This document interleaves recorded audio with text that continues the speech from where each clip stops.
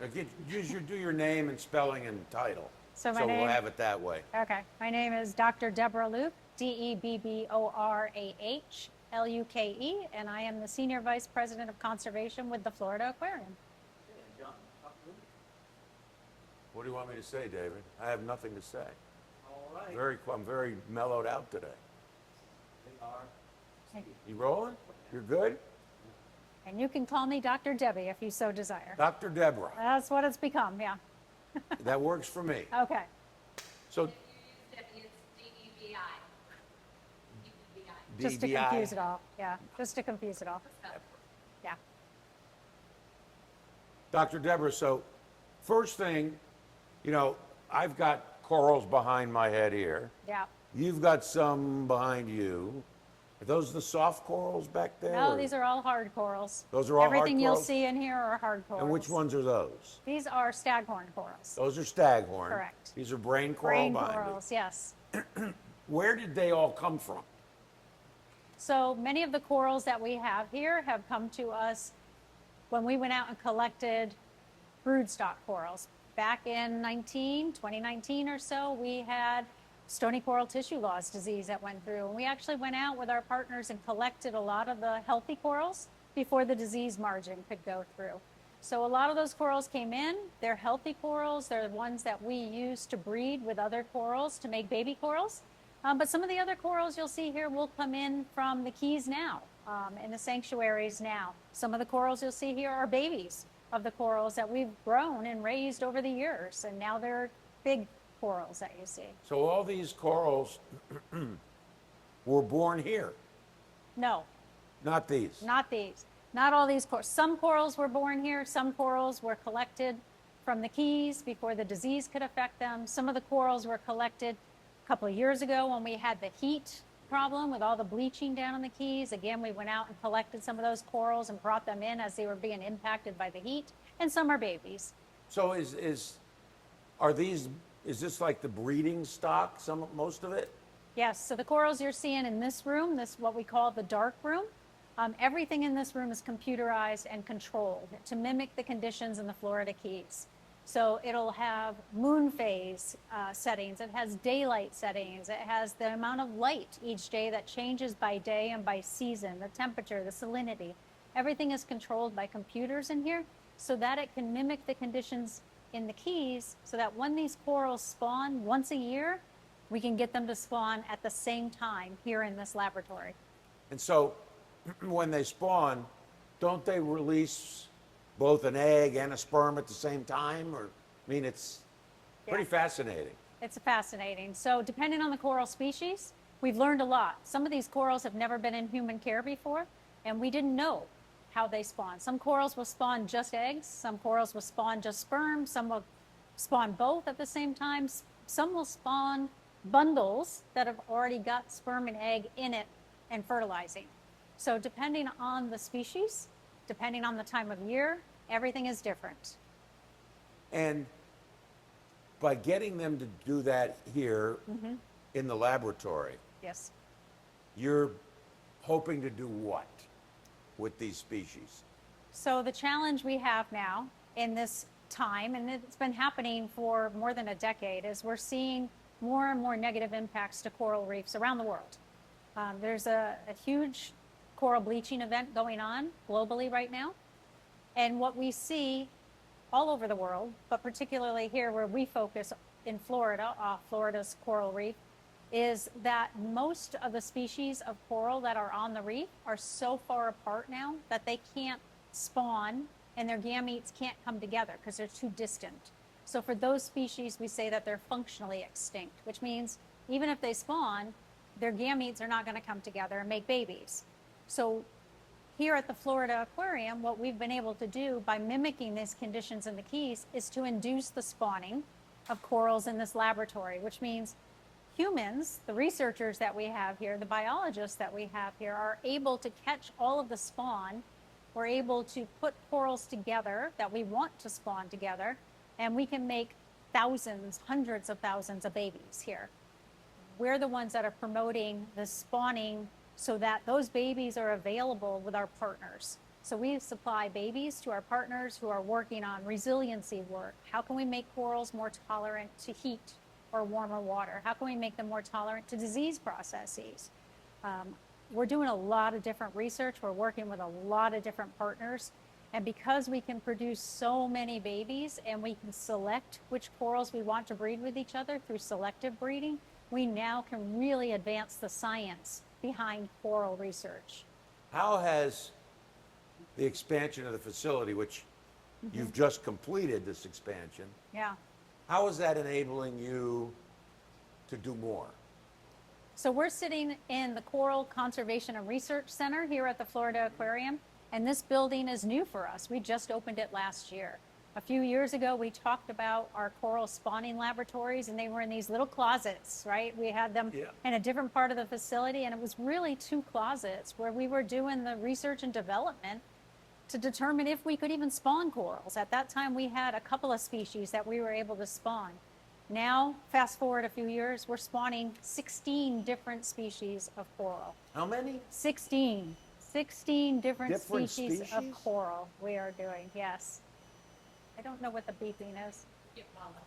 Yeah, sorry, you probably got that in there. I can keep going on that one if you want. Yeah, go ahead. Okay. So now, with that research and development, we've been able to spawn 16 different species of coral reliably. With that comes the need for obviously more area, more space to hold those corals and to continue this really critically important work. So this building was just opened. It more than doubles our capacity for what we can do with corals. And we're actually going to be expanding in the next year to build a classroom to bring in more people, not only from Florida, but from around the country and around the world to learn more about coral spawning and breeding. When we were here, Keep looking at John for this, don't look off at the camera. Okay, sorry. Okay. when we were here 4 years ago, Yeah. 5 years ago, you had only been doing breeding corals in laboratories at that point for about 5 years. Yeah, It's Yeah. still a relatively new science, it is. but you've made, I would imagine, you would say, some pretty incredible advancements in a decade.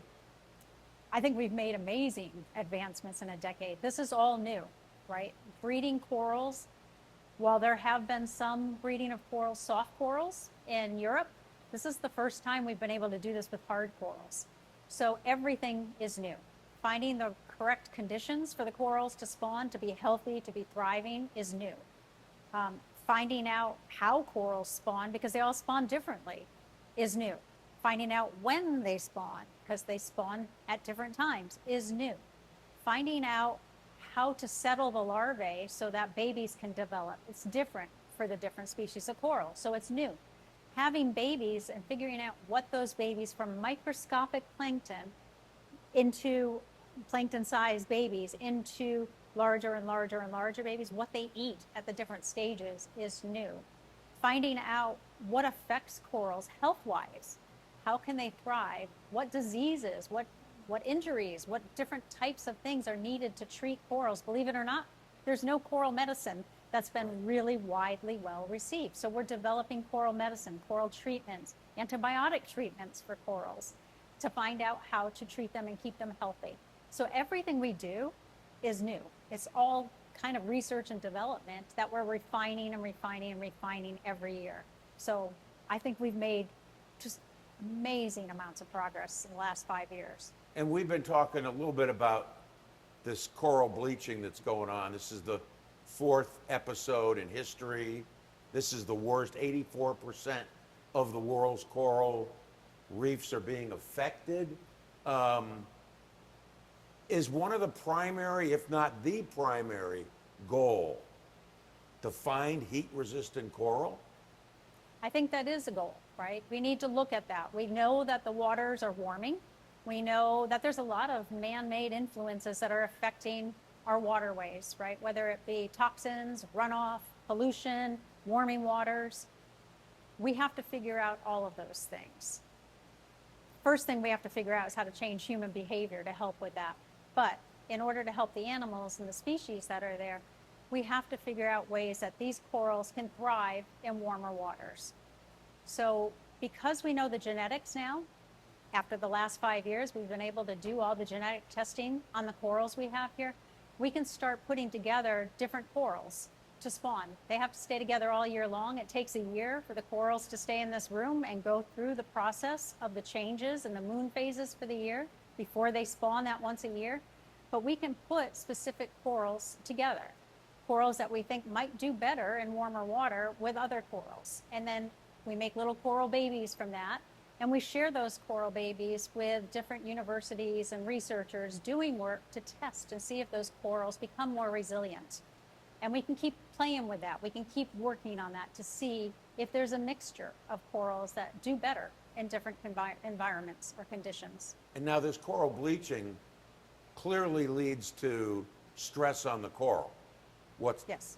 And more susceptible to disease. Yeah. You know, and eventually the coral likely is going to die. Is there a solution in sight, or are we still talking, God knows, decades? I think we're still saying we don't know what it is. I don't think that there's a set solution in sight, or we'd all be implementing it, right? This is worldwide. These issues are affecting reefs around the world.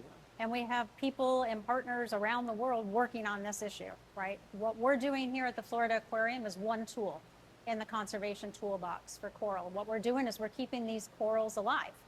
We're serving as a safe house for these corals. We're serving as a way to biobank some corals, keep them alive as broodstock here, and raise generations and generations of offspring. Because you have corals that pretty much, you had mentioned, they're extinct outside of the laboratory, right? Corals, some of the corals we have here are considered functionally extinct out on the reef because there's only a few of them left, and they're so spread out on the reef that when they spawn, gametes are too far apart to come together. They can't make babies. So if those are the only corals left and they're too far apart to make babies, that's a problem, right? So we have the broodstock here, we have the corals here, we can make lots of babies. What we need to figure out is how do we put those babies back in the wild where they thrive. And if you still have warmer and warmer waters every year and the heat is affecting those corals and causes the bleaching, it's not going to do us any good to put those babies out there. We're experimenting, as are a lot of partners, on different ways. Do you plant them a little deeper where it's a little cooler? Do you change the species a little bit? Do you have some of this selective breeding where warmer water, warmer tolerant corals are bred with those that are not necessarily so tolerant, and they become more tolerant? There's a variety of factors that are being looked at, but there's no one solution yet. And I don't know that we're decades away from it. I think that we're closer than we think. I think there are so many people looking at this now. It's being recognized as the issue that it is, and we know the importance of coral reefs to humanity, to our species, that we're going to be focusing more on it, and the advent of technology and even artificial intelligence is going to help us move forward. So you just brought it up, the importance to humanity of coral reefs. They're considered what? The rainforests of the sea. Yeah. For a good reason. They are. So coral reefs, we don't think about them a lot. Unless you work in a field like I do or the biologists here do, you may not think about coral reefs a whole lot. Maybe if you're a diver and you love that, yes. But for the most part, you're not going to be thinking about coral reefs the same way that you might even think about forests or the rainforest. But coral reefs are considered the rainforests of the sea. They are a host and the beginning zone for most of the species in the ocean. Coral reefs are also incredibly important to humanity because we rely on the outputs from reefs. You may have heard that reefs are protective for coastlines, which they are. They form a barrier for hurricanes and they help with breaking up the waves. But if you live somewhere in the middle of the country, that doesn't really affect you, right? So you may be more inclined to say, why do I care if Florida's coral reef survives or not? I don't live there. I don't have a water home where I need it protected. But what you do need is you need the medications, many of which that come from reef-based organisms. So some of the medications we use to treat leukemia and cancer come from coral reef-based organisms. So most people don't recognize that. And we're just at the very beginning of discovering what kind of medicines and treatments can come from reef-based organisms. You also don't think about the life that surrounds the reefs, right? That generates oxygen for our planet. We need oxygen to breathe. We know that trees generate oxygen through photosynthesis, but the ocean is full of phytoplankton, which also generates oxygen for the world. If you don't have healthy reefs, you don't have the phytoplankton that comes from them. And you don't have any of the fish that spawn on the reefs, right? And Right. that 25% of all of the marine life Comes from reefs. Comes from reefs. Absolutely. So if we didn't have coral reefs, I would assume that the economic impact, not just in the United States, but Right. many countries around the world, Right. would be astronomical from the loss of seafood industry, fishing. Absolutely. We live in a country where I think we take advantage of the fact that we can get food from anywhere. Most of this world cannot do that. Most of this world relies on fishing for subsistence for their families. If you don't have coral reefs and you don't have the fish and the organisms that come from coral reefs to serve as the ecosystem for the bigger and bigger and bigger fish out there, you're not going to have food for most of this world. Let's see what else. Oh, so we had talked about this briefly. Some of the quotes from other coral reef experts have been, we may never see heat stress dropping below the threshold that triggers a global event. In other words, the climate's just going to continue to warm. And do you believe that these bleaching events are just going to continue to happen now, and that have to do something to make these corals heat tolerant, or maybe the end of the reefs? I think what we're seeing right now across this globe in most areas is heat is impacting corals. We're seeing warmer and warmer waters, and the corals cannot adapt at the same rate that the water is heating up. So we need to help them evolve, if you will, man-made assistant evolvement, to help those corals adapt to that changing world. I don't see a time right now, looking at the waters and how they're heating up and the rate that they're heating up, where they're going to go backwards and cool back down again. So if we want to keep corals and we want to keep reefs healthy and we want to thrive ourselves as a species, we have to protect coral reefs. You know, it got a lot of attention a year or two ago, whatever it was, when, maybe last summer, when the water in the Keys hit over 100 degrees. Yes. Yeah. I mean, phenomenal. And it got a lot of attention. Mm-hmm. And oh my God, and then it went away. Yeah. Yeah. You're going to have times when, just like any weather event is going to be more severe than any other weather event, right? You're going to have colder winters than you have had for a decade. You're going to have warmer summers. When all the things align, you're going to have that. What you really need to look at is the trend. You need to look at the long-term impacts of what's happening. You're always going to have fluctuations year after year. And I think it's easy for people to say, oh, it was cold this year, we're going to be fine. Or, oh, it was hot, where it's doom and gloom. Everything's falling apart. You need to look at the longer term. It's not weather events. It's how everything is changing over time. Yeah, weather is not climate. Climate's not weather. Correct. So Correct. let me ask you a couple of last quick questions. Do you feel as if sometimes you're making great progress, but at the same time, you're having these tragic events like this latest coral bleaching, and that from a scientific standpoint, you're kind of on that hamster wheel? Mm-hmm. It has to be, maybe I'm putting words, I don't want to put words in it. Is it frustrating? It is frustrating at times. I have dedicated my whole life to conservation, and I've had the fortune to be able to focus on not only aquatic species, but a lot of terrestrial and avian species as well. What we're seeing happening right now on the reefs is relatively new in history, relatively, right? We've been seeing a lot of these things that have impacted species on land for a long, long time, right? So I think what I feel more than anything is hope. And that's hard to say when there's a lot of bad things happening and there's a lot of challenges out there. We've had issues that affect species and humans living with species and us sharing environments with animals for eons. It hasn't changed. What's become more apparent is we talk about it more, we publicize it more, there's more people than there ever were, so it becomes harder and harder for us as a human species to live with all the other species out there. Do I think we can handle it? Do I think we can change things? Yes, I've seen it done. I've seen it done with a lot of terrestrial animals. I've seen humans respond to the need and those species begin to thrive again. I've seen ecosystems reversed and now doing better or thriving, mostly terrestrial. We're not seeing that yet with oceans. I think we're more at the beginning phase with oceans, where people are now really realizing the detriment of what's going on.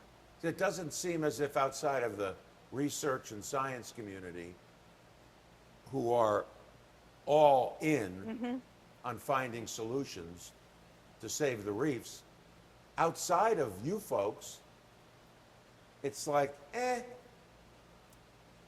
Yeah, it's hard to see that when you live in it, because I see it all the time. And here at the Florida Aquarium, one of the things that we are really working towards is changing all of our messaging, our education, and our reach.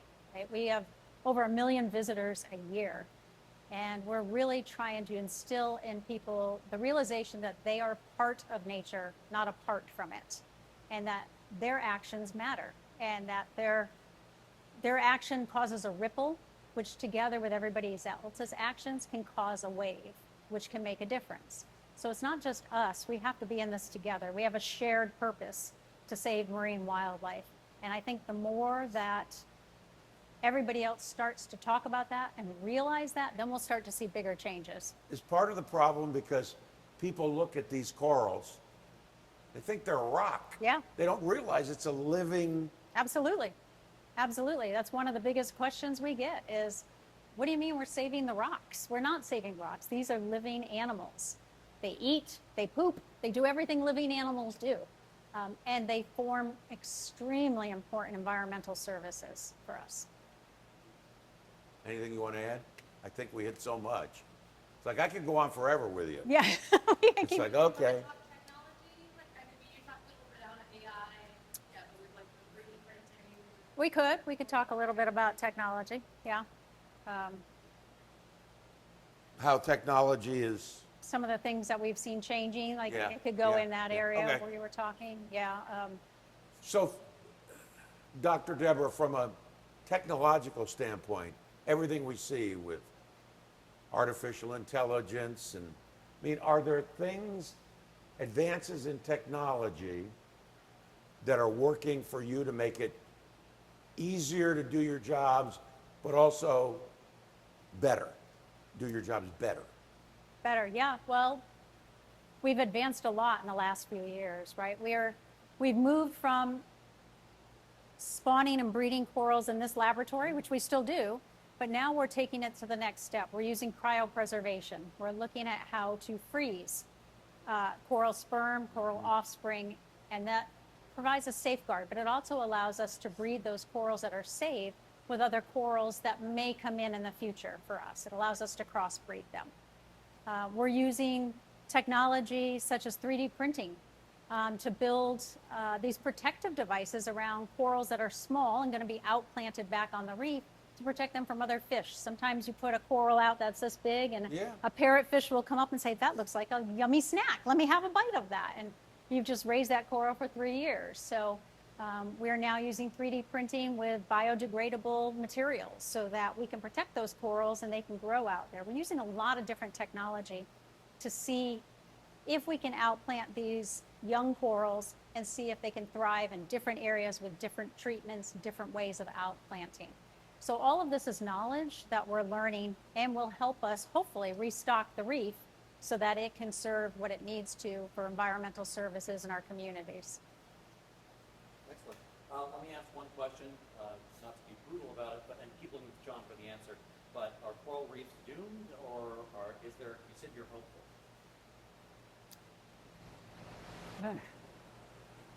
I don't believe that coral reefs are doomed at all. I've seen time and again how species, different species, can thrive. Give them the right circumstances, give them the right environment, and they will thrive. You see these corals here, they're all thriving, they're doing well. The babies are growing at astronomical rates. I have to have faith that we, as a human species, are going to figure out how to make the environment better for these corals so that they can move forward. We're doing everything we can to make sure that we have corals to put back out on the reef. And we're also working with our partners who are trying to figure out how to make the reefs healthy again. So you don't believe they've reached a tipping point yet?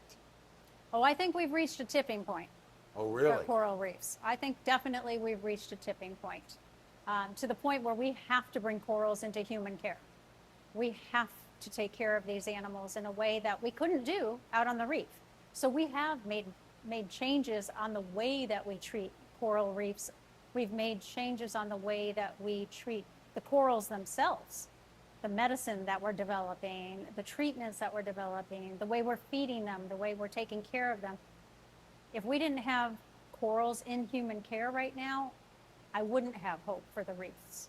But because we do, and because we've been able to do the work that we're doing and partner with our partners on the work that they're doing, I do have hope that we will be able to get the reefs back into a condition where corals can thrive again. We're excited to get a couple cutaways, and then I'm going to get a shot of both of you down there. So just hang on a minute right where you are. Rolling. Dr. Debborah, tell me, so what are we looking at in here? What kind of corals? They're big. They are big. These are brain corals. And you, Hang on 1 second. I'm sorry. Let me check that focus here. Okay, let's do that again. Sorry about that. Dr. Debborah, these are pretty big. What are they that we're looking? What kind of corals? these are brain corals that we're looking at in here. And you can see how they have a little bit of different colorations in them. Some of them look more green, some of them look more brown. So sometimes they pick up different algae. They have that symbiotic relationship with an algae. And when we see corals bleaching, they're actually spitting that algae out. And that's what gives them the color. So if they don't have the algae in there, they're going to turn white, which is why we say coral bleaching. So how long have these guys been in here? Were they tiny when they started, or? I don't know. That's one you're going to have to All right, ask. don't worry about Sorry, you're going to that. have to ask Keri that one. I don't Okay, know the so- details of each one of these. I don't know the details of the age for each one of Okay. these. You'll have, don't put that in the No. film. That's cool, we don't need it. There's some smaller ones over there then. Yeah. Yeah. And these are, These are staghorn corals. These are staghorns. Staghorn corals. And you can see they're pretty large. Their tips are almost at the top of the water here. yeah. So they're pretty big. These are all going to spawn, fingers crossed, this And summer. you'll have them spawning right in here? We will. Yep. Really? They'll spawn in here. The staff will be here. They'll be collecting all the spawn right here. And we'll How- go into our new lab to. Okay, so when we talk about coral spawning, we're not talking about one little tiny No. egg, right? No, we're talking about you're going to have eggs and everything. Thousands? Hundreds of thousands. Hundreds of thousands. Hundreds of thousands, yeah. Yeah. That from one of them or from all of them together? Be like hundreds of, Well, probably Each- all of all them of them be together. hundreds of Yeah, it'd be thousands. hundreds of thousands. But these can do hundreds. wow. Yeah. Yep. And what do we have down here? These are So these now- are smaller And yet, explain to me, you've got, They're I mean, younger. they're all on the little on the mats. tiles. Yep, they're on tiles. So when corals settle, they're microscopic. When the eggs and the semen come together, they make little gametes, and they're microscopic, right? And they need to settle on something. On the reef, they would settle onto other corals. And that reef ideally would be healthy and have lots of nutrients on the bottom. So we have these tiles that include all those nutrients. So the corals will settle, the baby corals will settle, and they'll start to grow on there. As they grow, the first tiles they have are small little squares, and many of them will settle on the same tile. As they get bigger and bigger and we can start to see them, we'll cut that tile apart and give them their own tile to grow on so that they can thrive from there. And as they get bigger and bigger and bigger, they get bigger tiles. So we can keep track of them. Every single animal here we know them. They all have identifications. They're all treated individually, so we know how they're doing. We have staff that feed every single one of these corals. Feed them. Feed them. So how do you feed them? What do you feed them? It's a good question. Depends on the species, but oftentimes it's with little droppers of the food, and you put it in there, and you can see the polyps coming out, and they grab the food, No kidding. pull it into their mouth. Yeah. Again, these are animals. They're not rocks. It's not algae growing on a rock in the wind. yeah. These are live animals with their tentacles out looking for food. So all of these have been grown since they were tiny in here. Yep. Yep. Yep. Always walk slowly. Are we just walking forward? So Dr. Debborah, is there any one particular species of coral that you have here more than another? Like, seems to me to be like brain coral. A lot of brain A coral. lot of brain coral. I think one of the species that's my favorite is the pillar coral. Over there. Over there, those are the really strong reef building corals, and very few people have pillar corals in their care. What are they called? Pillar. Pillar form. coral. Pillar. Pillar coral. Pillar. So like a pillar. Yeah. Right. Yep. Right. Great. Yep. And that's those guys over Yep. there. And on that side, yeah. Oh, yeah.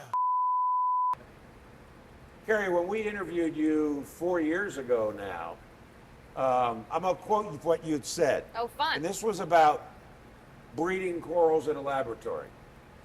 And we've come so far in the past 3 to 5 years that we're not stopping now.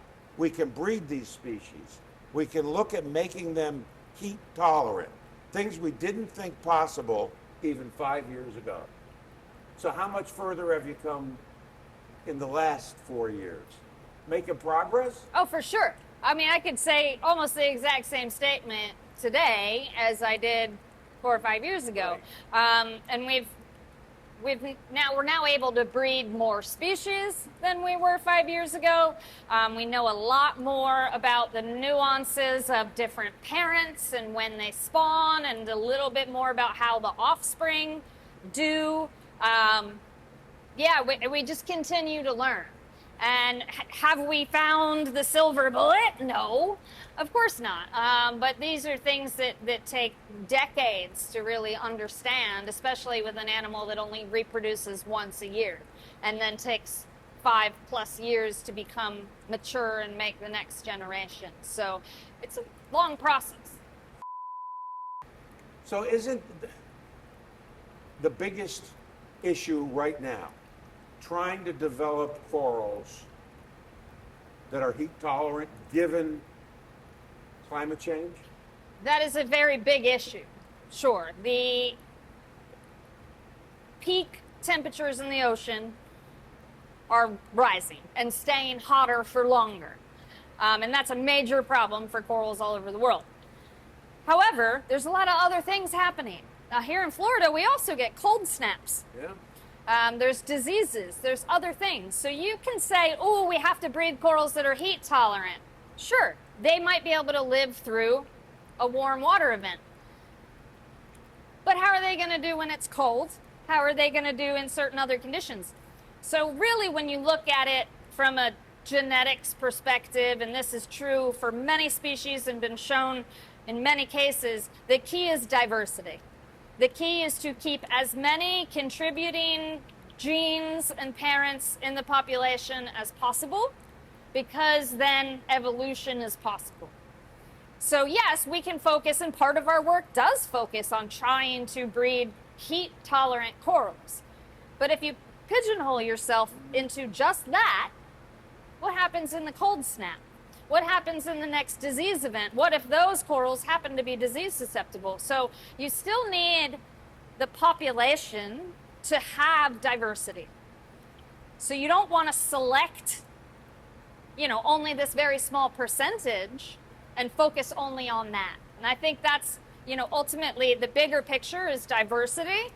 And that gives you the capacity to adapt to many different stressors. And we've had this incredible bleaching event that's, they say, affecting 84% of the coral around the world Sure. now. Yeah. The highest numbers ever recorded. And the bleaching what does that do to the coral besides turning it white? Yeah. Doesn't it make it susceptible to a lot of disease and everything else? There is research that suggests that the bleaching then makes it more susceptible, and for sure that is a stressful event for a coral. So essentially it's symbiotic algae that lives inside of its tissue. It's what gives it this golden brown color.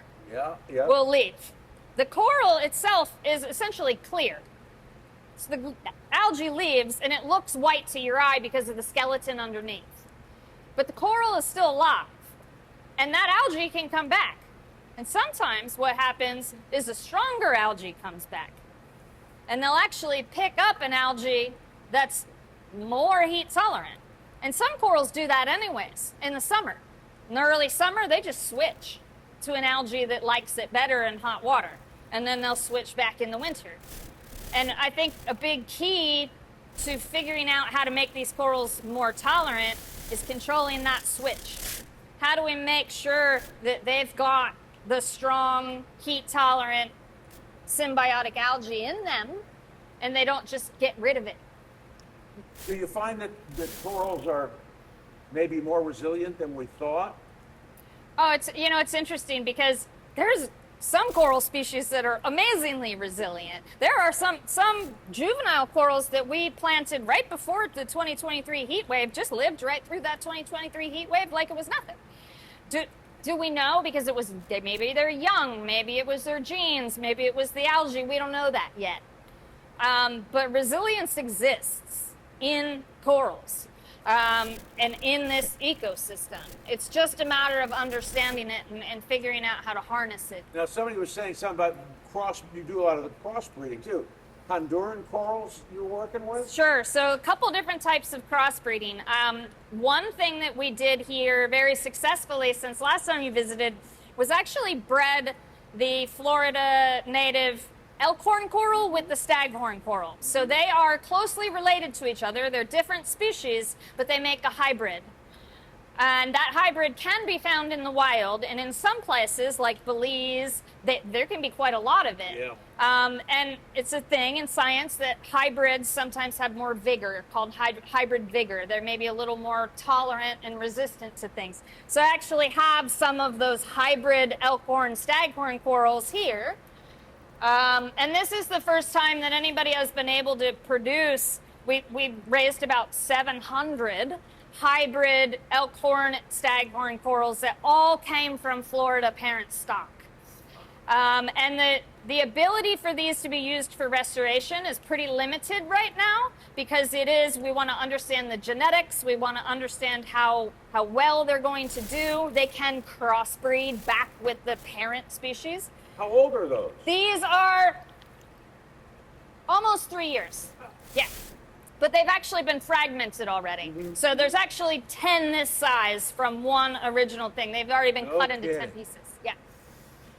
And then we worked on this project with our partners at University of Miami. So most of these are now at the University of Miami. And some of them, they placed out onto an artificial reef just off of Miami Beach. And they went through a very, very, very hot summer last year. They went through as many degree heating weeks as corals did in 2023. They didn't bleach, didn't phase them. They're healthy. They look amazing. So there's hope in these hybrids, I do believe. And now we're looking at, working with the management agencies and regulatory agencies and where can we trial these in smart places in the Florida Keys. So these little guys give me hope. And they're pretty. Yeah, they are pretty. And they're resilient. And so far. We believe them to be, more resilient, especially in hot coastal areas. What is it, what do you worry about the most as far as the loss of the reefs? I worry about a lot of things.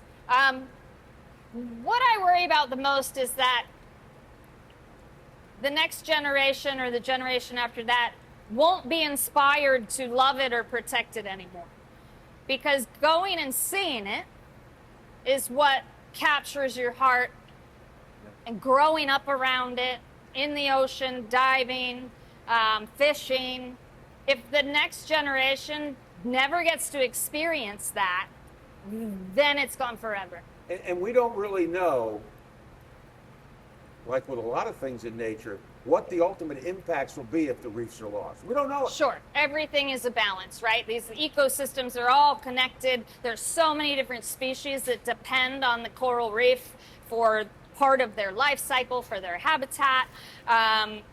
Ecology is truly almost impossible to understand when you remove one piece, how the other pieces are affected. But the coral reef is like the rainforest of the sea, and you are talking about removing the trees from the rainforest. Like, yeah, that's going to have a pretty major impact because none of the other animals are going to have a habitat to live in anymore. And then it's the domino effect, because then there's no seafood to be harvested, and Correct.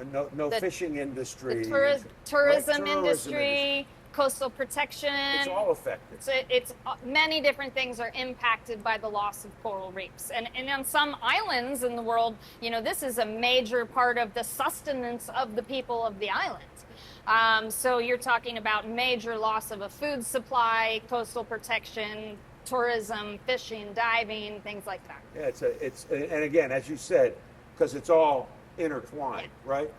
It's all connected in some way. Does it sometimes frustrate you that more people don't seem to care? I mean, because it seems to me like it's within the science and research community. Is it because these things look like they're rocks? People think they're rocks? Oh, there's definitely a lot of people that don't even understand that coral is an animal. It is very hard to inspire somebody to know that this is an animal that reproduces, makes babies, builds a coral reef. It looks like a pretty rock. Yeah. It doesn't have eyeballs. I always say, if they just had really cute eyeballs with expressionate eyebrows, people would love them. And that's actually science, of our dogs' expressions, and that's why we love them. So it's very difficult for people to understand that, and we struggle with that as scientists. How do we get people to care? And that's where I leave it up to people like you to make educational material that hopefully inspires people. There's only so much each individual can do. There are a lot of people that don't understand. So all we can hope for is that people will understand that diversity on this planet is important, that really all ecosystems on this planet are important. And it's not just the coral reef, but doing things to change your lifestyle that help protect the planet in general will also help protect the coral reef. Do you worry that maybe you can't save the reefs? So that's a really loaded statement, Yeah. right? And I will always fight against a headline that says this project will save coral reefs, right? This is complicated. Coral reefs may never look like they did 50 or 100 years ago, but there's some sort of reef's going to be there. Like I said, there's a lot of resilient species. There are species that can be buried in sand for a month, and then the sand goes away, and they're like, hi, I'm alive. And they may be the only one left. But there are a lot of species out there that can adapt, that can still give some sort of life to the reef. It's not going to be the same as if it was elkhorn coral or staghorn coral. But to say that coral reefs are just going to be gone is I don't think an accurate statement. They just might be very different. So what's that great line in Jurassic Park about nature finds a way? Nature finds a way. Nature finds a There way. will be some weedy coral that figures out how to live at 100 degrees and half buried in sediment. Maybe. It'll happen. Yeah. What about your role in all of this? How do you perceive yourself? What you're doing? Our role in all of this is to use technology, aquarium husbandry, animal care to make a difference for coral restoration. Right. It wasn't until recently that we really started using our knowledge that we have in public aquariums to grow corals for putting them back in the ocean. That's still very new. But our role in this has really been to show people what is possible when we harness technology on land, that we can actually do really novel scientific things using aquarium technology that is not possible in just ocean-based research. So does it make any sense to take baby corals, put them out on reefs, and it's really a science experiment to some degree, right? To see if they're going to survive or not. I do like to say we're still in R&D. And you know why we're still in R&D is because the goalposts keep moving. We are playing a very complex game, and our goalposts keep getting farther and farther away. And we figure out how to get there, and then somebody moves our goalposts. The next summer gets even hotter. The next winter gets even colder. Some disease event happens. So we are constantly in R&D, is the way that I look at it. So people will say, why would you put them out there? Yeah. Perfectly reasonable question. We need to know what is going to do well and what is not. I can't replicate that in a lab. I could sit here and try to replicate the ocean in a lab, and maybe I could replicate that one thing, heat.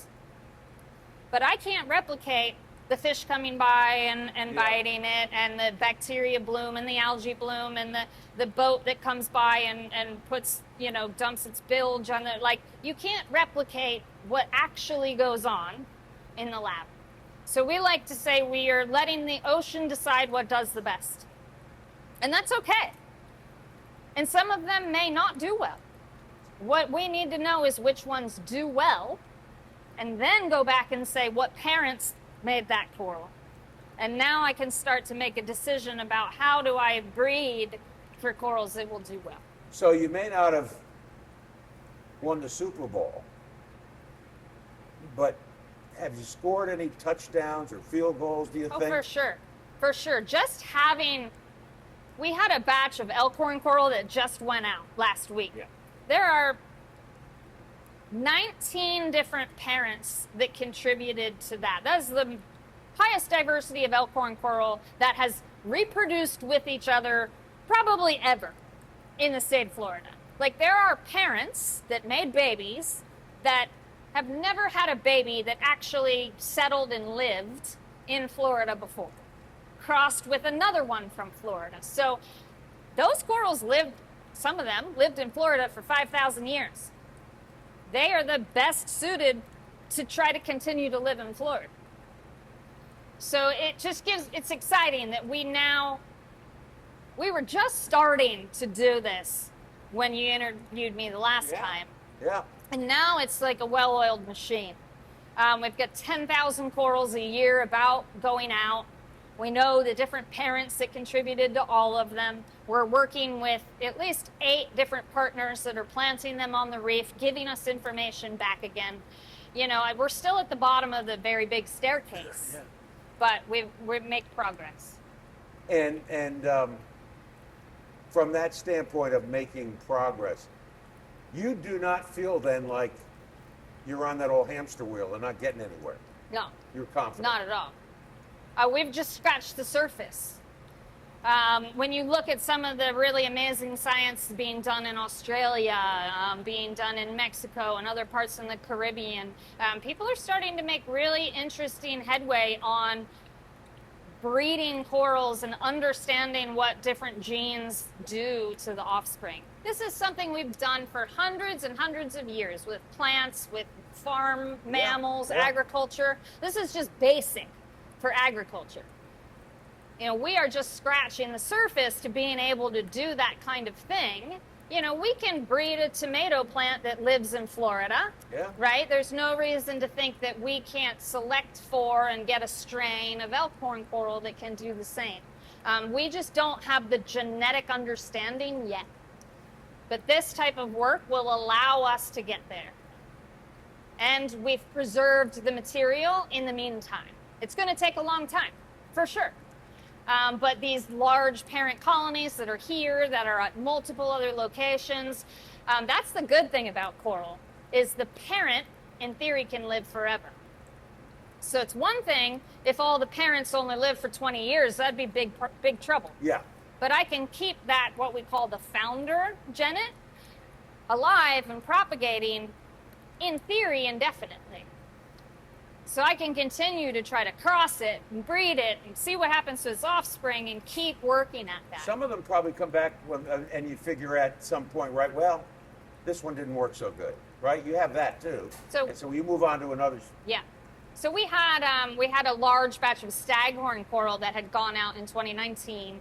Very excited about those, had a lot of contributing parents. And we went back in 2023 and we thought for sure there's got to be like one, that was doing okay. Yeah. And they all died in 2023, all of them. And that was a very diverse group.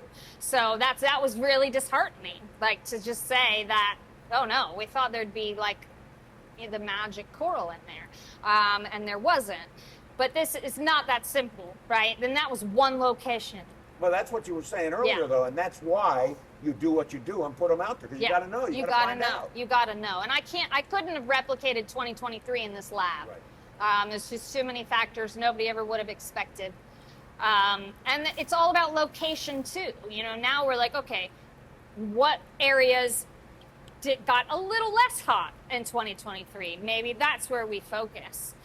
We use 2023 as a data collection. Wasn't that the 100-degree temperatures? Yeah, it was. That 100-degree temperature was on the bay side. Yeah, which is. Okay. But it was still over 90 degrees on the fore reef, which is hot, and for an extended period of time. Yeah. Yeah. So it was pretty devastating, especially for the elkhorn coral. They got hit very, very hard.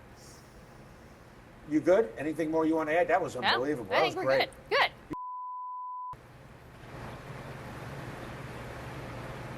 Rolling. Look at how pretty they are. They really are. Very cool. They really are very cool. So and are they the same age, or does this? They're the look same bigger? age, but like I said, they were fragments. Go away, love bug. Look at that. They were fragments, and they will all grow slightly different from one another. Sure. It really depends on the flow around them, and the amount of light and the amount of food can change their growth significantly. And so the white. Yeah. What is that? So is it's that not bleaching, right? No. What this is actually where this coral is growing. So this is laying down calcium carbonate faster than the algae is catching up. So this is the very fast calcium carbonate being laid down. So it's from every tip, it's growing out, these branches. And then eventually that brown color is just coming from the algae in its tissue. Right. And those algae will replicate because now they have new space to cover and it will turn brown, but they'll just keep growing. I have to ask you while I got you here, though, the one thing I forgot to ask, we talked briefly with Brian about this, and he was mentioning how you guys have to have a veterinarian who has to, and a health certificate before you could send this guy out into the. Yeah. That amazes me. I did not realize Yes, so all of our corals have to be inspected by a veterinarian, and there's only about 5 of them in the state that are allowed to do that type of inspection on coral before they're released to the wild. The last thing we would ever want to do is put a sick animal or an animal that might have like an invasive species of algae, or, there are potential risks to what we do. So a lot of what we're doing is looking at the history of these corals and the batch and the whole tank and everything that may have happened. But it's also a visual inspection, making sure it does have these nice growth tips, that the calcium carbonate, right? That the color is even, that it doesn't have any receding or loose tissue on it, and giving them a visual inspection, but also then that veterinarian is talking to us about what's been happening in the tank. They're familiar with our operation. They know about our disinfection procedures. They know about our biosecurity procedures. They have a relationship with us, so they know, and we have a trust built with this veterinarian that they understand our operation and our procedures, and then that health certification is sort of a final visual check. And again, it's just so, it almost seems, it's when you think about it, it's like Really? You got to have a vet for a coral? You do. But it's true, It's because it's a true. living organism. It is an animal. They can get diseases. Yeah. And it is Yeah. a living organism. Yeah. And there's very few veterinarians that know very much about that, but we're learning. We're learning a lot about coral diseases, what's normal bacteria, what's abnormal bacteria, and we even sometimes treat them for sicknesses. We'll put them in a medical tank and they might receive an antibiotic and then they get cleared. So yeah, it is really like you're taking care of an animal. It's great. Talking about what? D-Lab. So in coral talk, we say 4 letters that describe what species we're working with. D-Lab. D stands for Debborah. Lab is Labyrinthiformis. So when we talk about a coral, we say, oh, a D-Lab, or an M-Pad, or a P-Phi. That's the science shorthand to talk about coral. John, clap for me. Thank you. There's a reason you use shorthand. There- I get it. The what? This one was a what? This coral is a Debborah labyrinthiformis. Deploria Yep, labyrinthiformis. labyrinthiformis. So that's a complicated name. So instead we just say D-Lab. Yeah, good. Good idea. Yeah. So, Brian, let me ask you. You've got right here some 3D printed gadgets. We do. What are they? And what are they for? So these tools here are used for coral restoration efforts. So when we place our corals out on the reef, different researchers have noticed that sometimes there is parrotfish predation. So we, in conjunction with Florida Fish and Wildlife, came up with ideas to put structures over top of the corals to simply create like a blockade, so it will prevent parrotfish from coming in initially when the corals go out. So it kind of stops them physically from going to prey into corals. So this here is a 3-legged design that we had 3D printed, Right? with a biodegradable material called PHA. I don't remember what that stands for long term. But then this is another design with 4 legs and a circular base. So it's essentially, you would take your coral on a plug like this. If say my hand is the reef, and you would kind of just place the structure over top, and you could secure it to the bottom either with cement or a 2-part epoxy or some other way to cause both the coral and the structure to attach to the bottom. But it's really just a tool used for coral restoration biologists to help prevent predation. And this is something you guys came up with here? So this has actually been a progression. Several years ago down the Florida Keys, this kind of project started with bamboo skewers. Essentially, you would just use on your barbecue. And we would cut those in half and try to cement them in the cement. But we kind of learned over the years that with wave energy and currents, it was kind of difficult to cause the bamboo to stay in place. So after that, we have one of our volunteers actually had an idea to pre-drill some of our coral tiles that the corals were growing on. And we actually pre-positioned the bamboo into the holes so they're in there rigid. And then just recently, in the last year, we had the idea to use biodegradable material to 3D print the structures to go over top so that these break down over time. And now you already have outplanted within the last 3 months, right? Correct. Using these tools. Correct. So we, in a joint project with Florida Fish and Wildlife, went with the 3-legged design, so not the 4-legged. But we did outplant these about 3 months ago at a couple of research sites off the Keys. It was 4 sites, and half of the corals had these tools placed over top, and half of the corals did not. That way, from a research design, we can see whether or not these are effective and preventing parrotfish from preying on the corals. But no results yet, right? You haven't gotten anything yet to see how effective they are. Correct. So the Florida Aquarium, we are not the lead team monitoring these corals, but we haven't heard back from FWC what the results have been yet. So we're still waiting on that to come. So what's this? So this is what we position our corals on. This is a coral lock. As you can see, this is designed with a thread. Yeah. So this is what we grow the corals on after they have been settled. So initially when corals settle, they'll settle on a settlement tile, and then... And that's here in the lab? That is here in the lab, Right. yes. Okay. So this is one of the steps, but as you can see in the bottom, we have progressed to using stamps. So we can actually, instead of handwriting all of our names on the bottoms for tracking every single coral plug or fragment, these ones are a little older. You can see this was handwritten. Oh, So yeah. here, this is handwritten, and we have progressed to now using stamps. Makes it a little cleaner, easier to read. There's a little bigger font, and it also is a huge time saver. We can literally just, there goes that. You can see these sync. These structures sync. Another thing we designed so that they do sync is you'll notice they have holes in them, so they're hollow. That was one of the design ideas that actually came up with. I was like, hey, if there's air trapped inside, It's gonna these float. things might float away. We need them to stay on the bottom. So they sink, which is great. But yeah, this is just the coral plug. We can show you that in another tank. But this is some of the D-Lab or And these are brain corals, correct. This is groove brain. brain coral that are already on these plugs. Correct. So you can see here the one you're holding is a 2-inch version. The ones down there about 1.5 inches. Oh yeah, this is bigger. So Now some of those corals, groove brain coral, look like they're about outgrown their 1.5 inches. they have, exactly. So that is why we use a variety of sizes of these tools. And when they get to be fully covering the structure or the plug, Yeah. that's when it's time for us to say, hey, it's time to graduate from the aquarium and go back to the ocean. So then tell me, some of these are ready to go, pretty close to all of them, or these here are the bigger ones? Yeah, all of these would be completely acceptable sized corals to send out to the ocean. Wow. Every one of them here.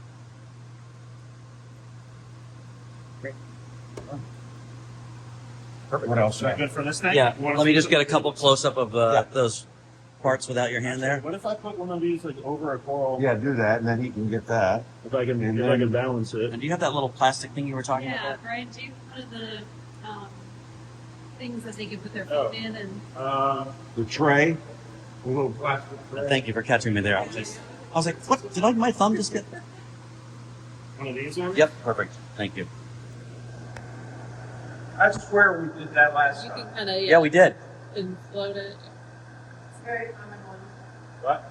Common to do that. It's common to do it. We do it all the time. Some of the staff wash their phones and stick them in, but that's a lot easier. I'm not sticking my personal cell I phone. did. It's I all- stuck the phone in last time too, but I don't think I can do that again.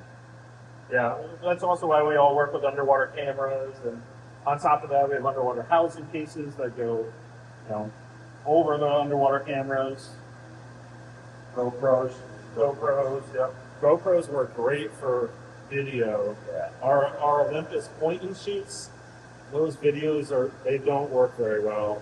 It's funny how different electronics work. Yeah, all of these. Actually, this one right here, if you can see this coral right here. Yeah, I see something on it.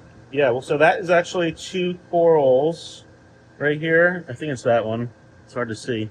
That one or the, hold on, let's see. Nope, that one right there. So this one is actually 2 corals growing on one side. You can kind of see how it's printing a ridge line. The fourth one down. 1, 2, 3, 4. Yeah, the fourth one down. Yep. So that's actually 2 corals growing on one tile. We try as best we can to make them a single coral and a single plug, but sometimes when they're really small and you put them on, you don't notice it's 2 corals, and then they grow and you see this ridge line.